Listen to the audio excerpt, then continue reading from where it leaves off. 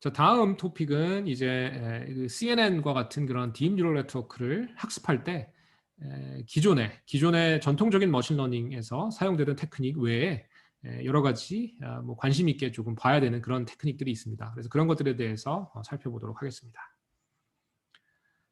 우선 데이터 오그멘테이션입니다. 이것은 전통적인 머신러닝에서도 많이 사용되는 그런 방식이고요. 소위 말하는 데이터 뻥튀기에 해당을 합니다.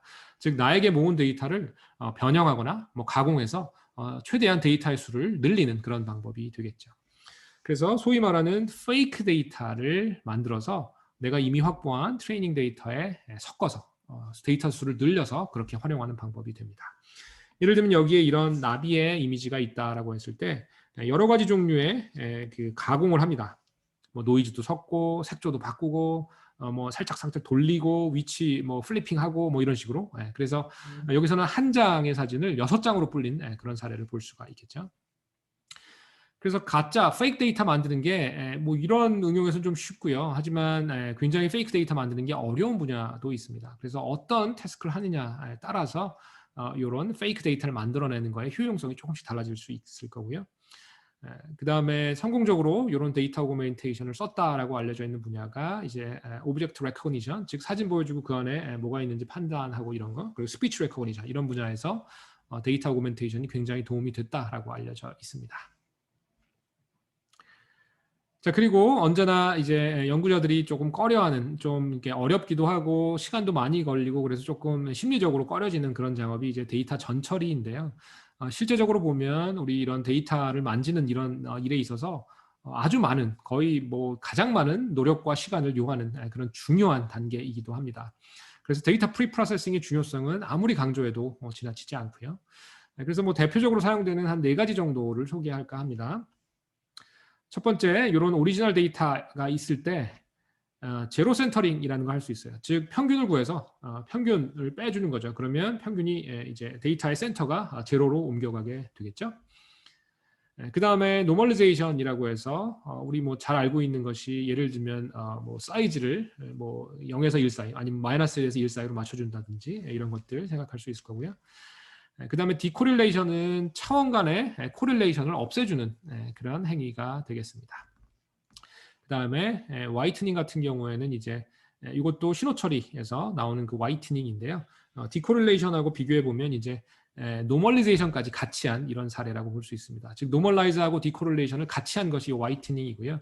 뭐 가로 세로 어느 쪽으로 보든지 코릴레이션이 안 돼 있고 그 다음에 사이즈도 노멀라이즈가 돼 있기 때문에 가장 처리해주기 좋은 이런 형태라고 볼 수 있습니다. 하지만 이런 프리프로세싱에 대한 그 계산은 가장 많이 들어가겠죠.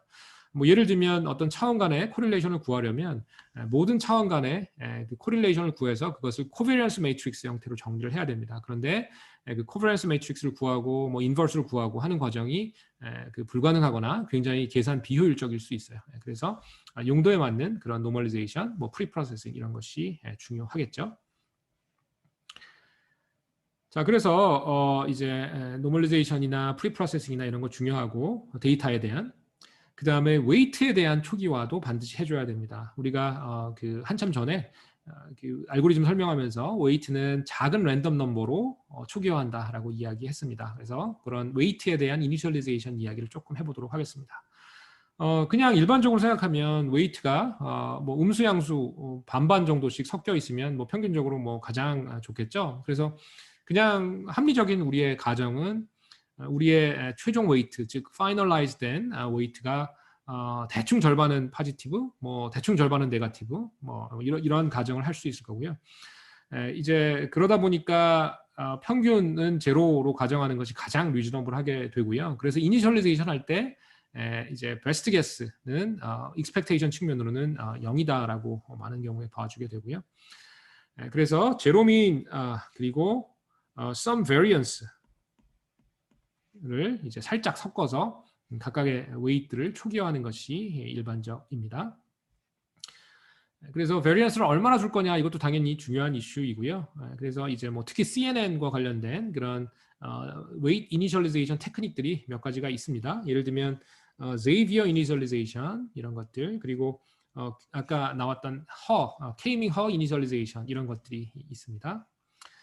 자, 그래서 입력이 이렇게 들어가서 어떤 레이어의 웨이트를 W라고 하는 매트릭스 우리가 표현을 한다면 출력이 이렇게 나오게 되는 것이 아주 간략화된 그런 레이어의 입출력 관계도가 될 거고요. 이때 입력의 어떤 그 차원을 N-in이라고 표현하고 출력의 차원을 N-out이라고 표현해 보도록 하겠습니다. 그때 Xavier initialization과 Her initialization이 각각 어떻게 되는지 여기 표에 나와 있습니다. 그래서 핵심은 variance를 어떻게 세팅하느냐예요. 그러니까 가우시안이고 제로 미인이고 variance를 이렇게 세팅해 줘야 되는데 이 값을 뭘로 정하는지가 여기 적혀 있는 겁니다. 그죠? 그러니까 초기화할 때 평균은 0인데 variance가 얼마냐? 거기에 대한 이제 그 테크닉이 이렇게 있는 거죠. 그래서 먼저 보면 Xavier initialization 같은 경우에 variance를 n분의 1로 잡아주게 됩니다. 즉 입력의 숫자가 많으면 variance를 입력의 숫자분의 1로 해주는 거예요. 그래서 variance가 점점 작아져야 될 거예요. 왜냐하면 입력이 많기 때문에 얘네들이 다 더해주는 그런 상황이잖아요. 그래서 입력이 많은 거하고 적은 걸 비교해 보면 variance의 차이가 있어야 된다라는 그런 논리가 되고요. 그다음 바로 아래쪽에 있는 거는 이제 제일 첫 번째 칸이 forward 방향만 따져주는 건데 역방향도 따져주자. 왜냐하면 백으로 에러 시그널이 흐르니까 그것까지 따져주면 결국은 이제 이 아웃, 즉 출력의 차원수까지 같이 고려해주는 그런 테크닉이 되고요. 그 다음에 her initialization 같은 경우에는 그냥 n-in분의 2라고 이렇게 세팅을 하게 되고요. 그 다음에 Xavier는 시그모이드 타입의 액티베이션을 쓰는 뭐 다소 전통적인 그런 네트워크에서 효과가 좋고, 그 다음에 Her 같은 경우에는 렐루를 쓰는 이런 네트워크에서 효과가 좋다라고 알려져 있고요. 그 다음에 이제 배치 노멀리제이션이라고 하는 테크닉을 쓰면 이제 어떤 초기화를 사용하는지에 대한 선택이 조금 둔감해집니다. 조금 편해지는 거죠. 다음 내용은 딥러닝에서 레귤러리제이션으로 가장 널리 사용되는 그런 방법 중에 하나인 드롭아웃에 대한 이야기가 되겠습니다. 아이디어가 굉장히 간단해요. 즉 우리는 마치 동전을 던지듯이 inclusion probability 또는 뭐 반대로 dropout probability 같은 것을 이제 고려해 주게 되고요. 예를 들면 하이퍼 파라미터로서 히든 유닛에 대해서 2분의 1 또는 뭐 0.5 같은 확률을 쓰는 것이 이제 일반적이고요. 개념적으로 보면 이제 오른쪽, 왼쪽 두 개를 한번 비교해 보죠. 왼쪽에 있는 것이 이제 원래 네트워크입니다. 이 네트워크의 모든 뉴런들이 다 이제 켜져 있다. 뭐 이런 상태로 보면 되고요. 반면에 인풋 뉴런이나 히든 유닛, 히든 뉴런 하나하나에 대해서 이제 동전을 던져서 만약에 동전이 앞면이 나오면 거기에 해당하는 뉴런은 꺼준다라는 개념이 되겠습니다. 그래서 이렇게 지금 보면 3개의 히든 뉴런이 꺼져 있음을 여기에 표현을 해놨고요. 2개의 인풋 뉴런이 역시 이렇게 꺼져 있음을 표현을 해놨습니다. 그래서 트레이닝 시에 미니 배치로 트레이닝을 하게 되는데 각 미니 배치를 로딩할 때 이렇게 각 뉴런, 인풋 뉴런과 히든 뉴런에 대해서 동전을 하나하나 뉴런에 대해서 던지고요. 그래서 2분의 1의 확률이고 만약에 앞면이 나왔을 때 해당 뉴런을 끈다라고 하면 이제 랜덤하게 뭐 몇 개의 뉴런이 꺼질 겁니다. 그러면 그 꺼진 상태로 미니 배치 그 데이터를 이용해서 트레이닝을 해주는 그런 과정이 되겠습니다. 그래서 개념적으로 보면 이제 모델의 풀 커패시티보다 손상이 되겠죠. 일부 뉴런이 꺼지니까, 그죠? 그래서 이제 원래 모델의 커패시티보다 이제 약해지게 될 것이고요. 우리가 배운 개념으로 하면 레귤러리제이션에 해당을 합니다.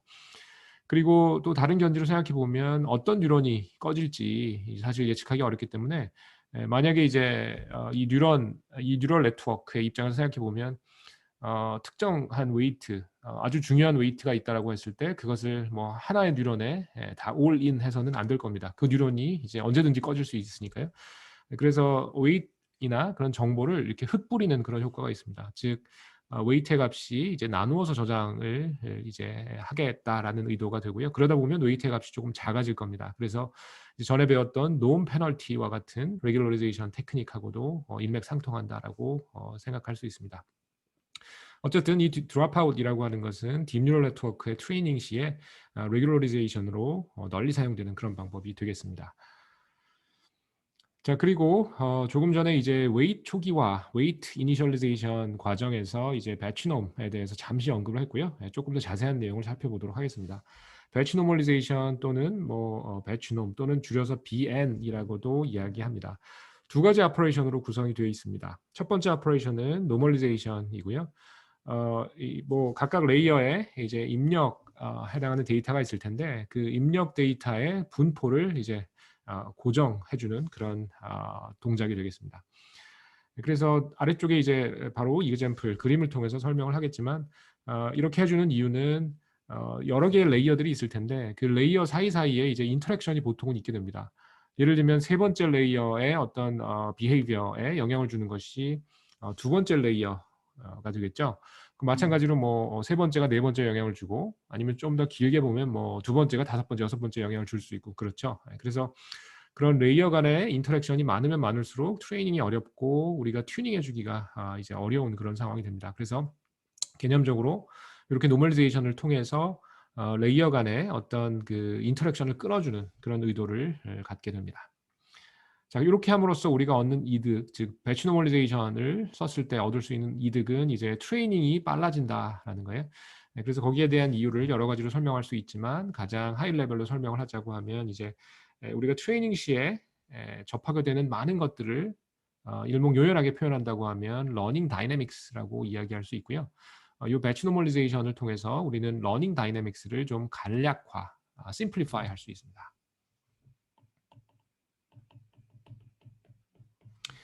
그로 인해서 이제 인터랙션이 많으면 그것이 이제 서로 상호 뭐 작용을 함으로 인해서 트레이닝이 저해되고 결국은 이제 학습 시간이 좀 느려지는 그런 부작용이 있을 수 있는데 그런 것을 이런 노멀리제이션을 통해서 끊어준다.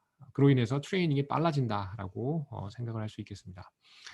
그다음 두 번째 요 배치놈의 두 번째 오퍼레이션은 이제 첫 번째 오퍼레이션만 하게 되면 아래쪽에도 설명하겠지만 뭐 예를 들면 모든 데이터를 그냥 제로민 뭐 유닛 베리언스 이런 가우시안으로 다 바꿔버리는 거예요. 그러다 보니까 좋은 점은 이제 만약에 지금 레이어가 뭐 n번째 레이어, 뭐 l번째 레이어라고 하죠. 그랬을 때 l-1번째 레이어의 출력이 l번째 레이어의 입력이잖아요. 근데 이제 L-1번째 레이어가 무엇을 주건 간에 그게 L번째 레이어 입장에서는 상관이 없습니다. 무조건 이렇게 노멀라이즈를 하기 때문이죠. 그러다 보니까 장점은 이제 L-1번째하고 L번째 레이어의 인터랙션이 끊어지는 것. 그것은 이제 바람직한데 이제 단점이 있다라고 하면 아니 그러면 모든 레이어의 아웃풋이 다 이렇게 제로민 유닛 베리언스 가우시안 분포를 갖도록 그렇게 바꿔버린다면 원래 네트워크가 이제 배워야 하는 그런 시그널들을 제대로 배우지 못할 거 아니에요. 그렇죠? 그래서 일단 첫 번째 오퍼레이션으로 하이 레벨 인터랙션을 끊어주고요.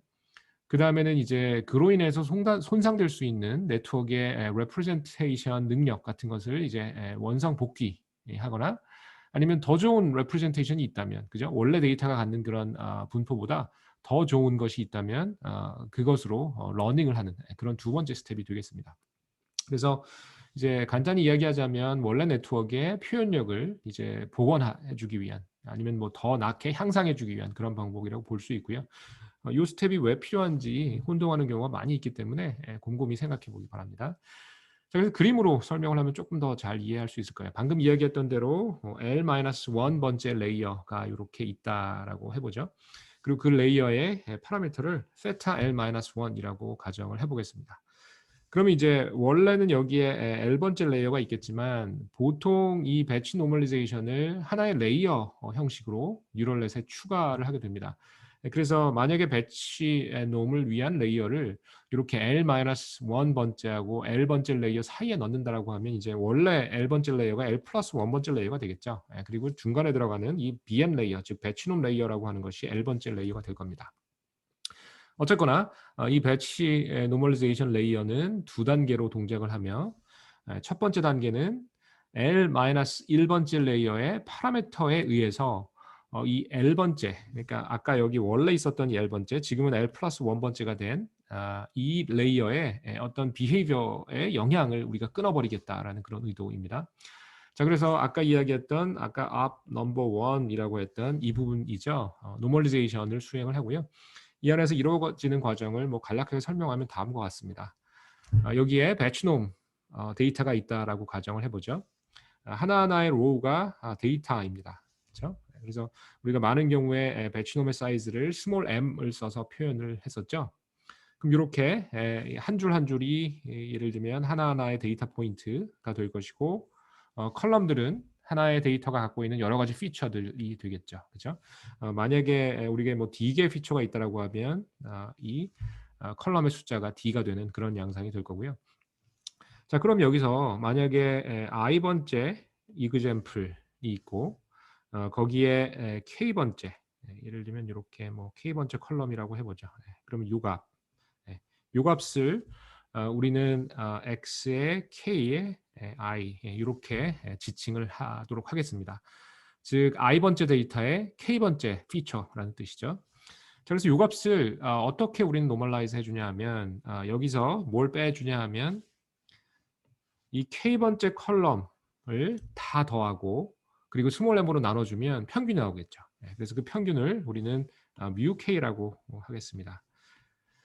자, 그 다음에 분모는 뭐가 되냐 하면 역시 이제 요 k번째 컬럼의 데이터들이 쭉 스몰 m개만큼 있을 텐데 그들의 분산을 구할 수 있을 겁니다. 그럼 그 분산을 우리는 시그마 k 스퀘어라고 써줄 수 있을 것이고요.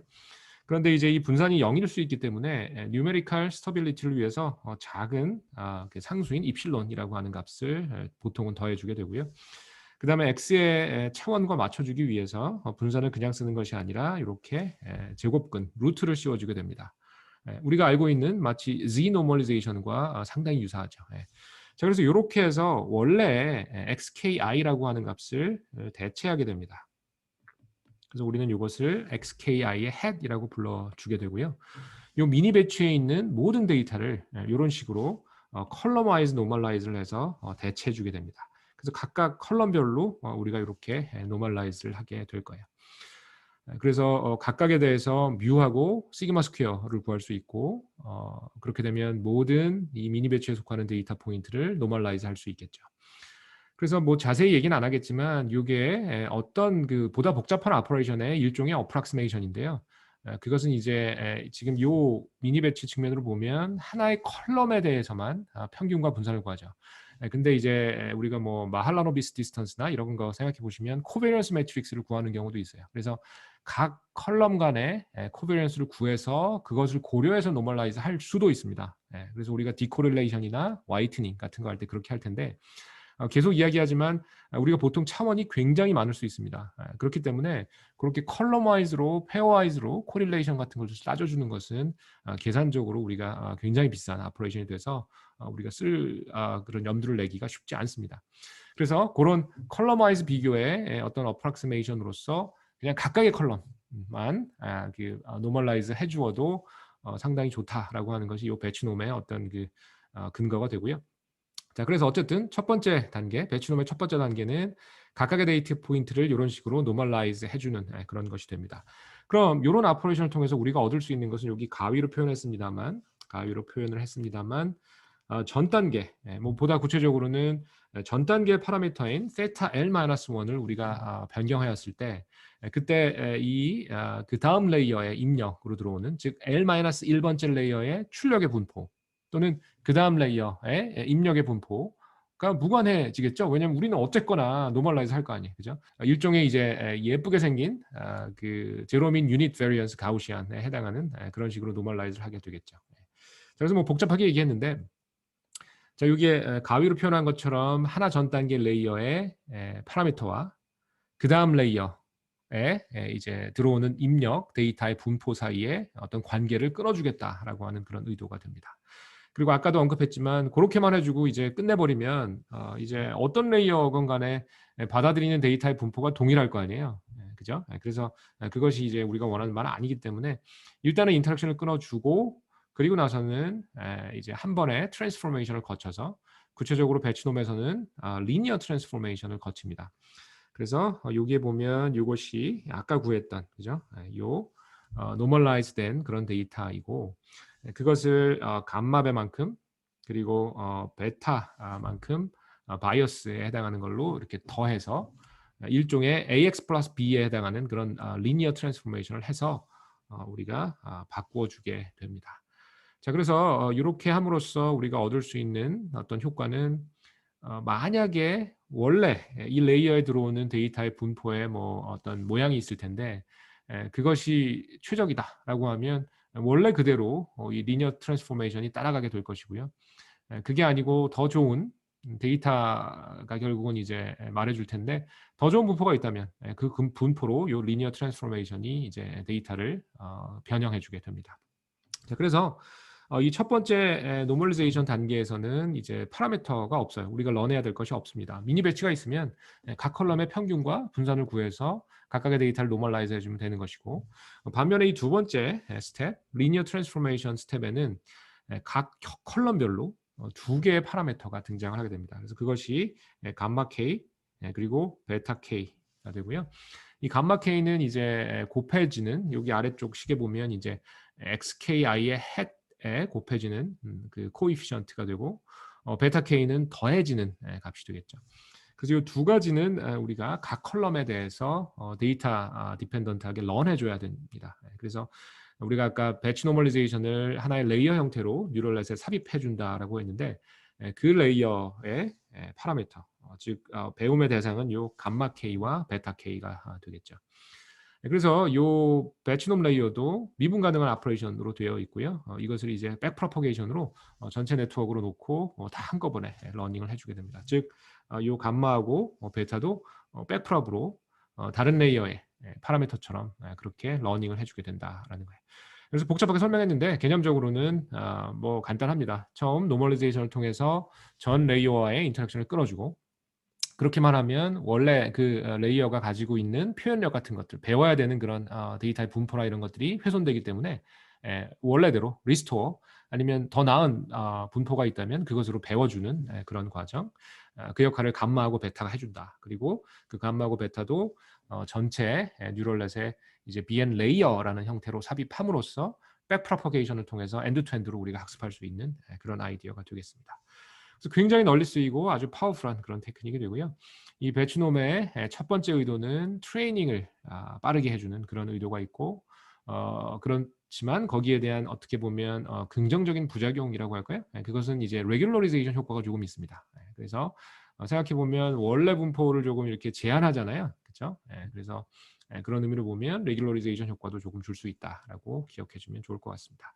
매우 널리 쓰이는 그런 테크닉이 됩니다. 여러분도 실제 코딩하고 실험할 때 반드시 사용하게 될 겁니다.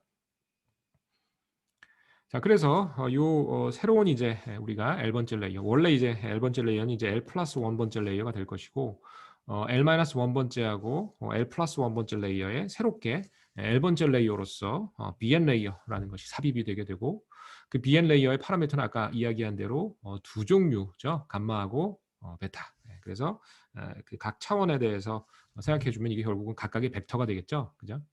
그래서 감마 벡터 그리고 베타 벡터 이렇게 두 가지를 런하게 되겠습니다.